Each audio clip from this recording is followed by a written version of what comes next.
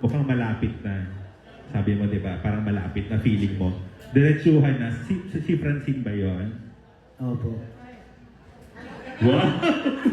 Ang bilis! Bakit mo nasabi, Seth, na mukhang malapit na?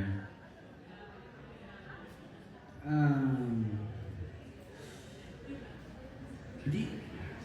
Bakit ko nasabing malapit na? Kasi hindi na ako lalayo eh. Hindi na ako lalayo. Pero may isang pangako lang akong dapat ko siguro tuparin. Yung pangako ko sa magulang ni Francine. Alam naman po natin na hindi biro ang samahan namin. Hindi biro na bawiin ang tiwala ng magulang ni Francine. Hindi po biro ang pinagdaanan ko na makaabot ulit dito sa nanahawakan ko yung kamay ni Francine. Hindi po biro. At yun ang goal ko na ayoko pong gusto ko na maramdaman nila tita-tito na safe yung anak nila sa akin. Safe si Francine sa akin. Yun ang gusto kong maramdaman. At kaya ako nasabing malapit na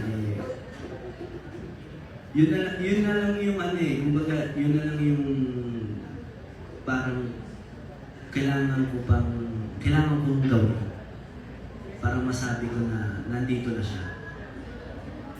So, anong kailangan ko? Lakas ng loob, paninindigan, ano pa ba? Tapang, and respeto, pagmamahal. At yung mga bagay na yun, hindi mo yung makukuha ng isang araw, isang buwan. Kasi malaking pogi points kapag kakampi ko magulang eh. Malaking pogi points kapag mahal ako ng magulang. So yun yung plano ko talaga. Yun po. Wow! Okay. Ang reaction mo muna doon, Francine, bago doon sa tanong ko sa'yo, mag-react ka muna sa sinabi ni Seth. Oh my God.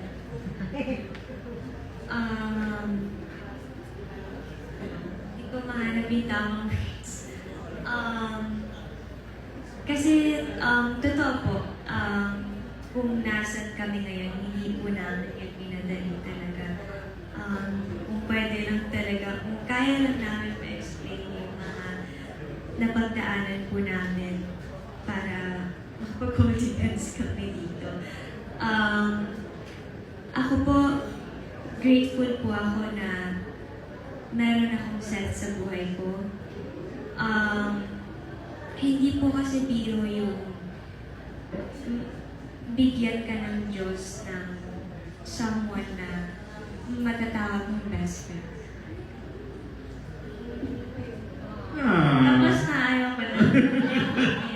Kasi guys, hindi talaga biro. Alam naman po na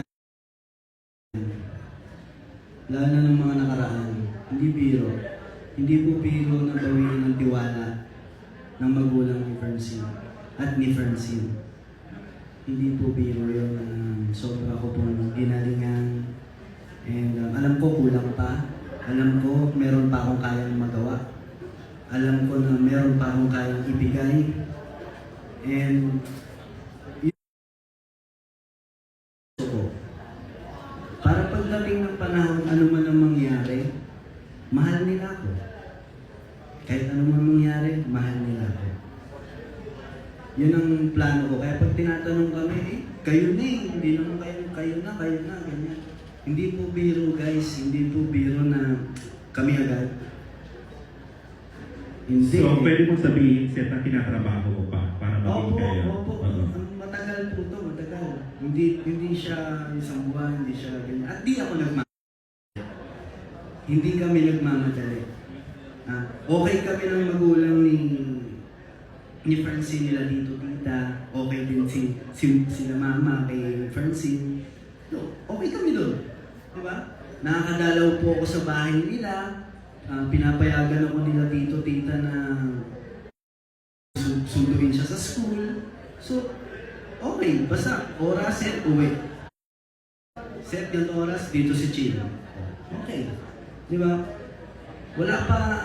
wala sa isip namin na madaliin ang mga bagay-bagay ng mga sarili namin, na magmahal, na mag-commit, na mag-ganyan.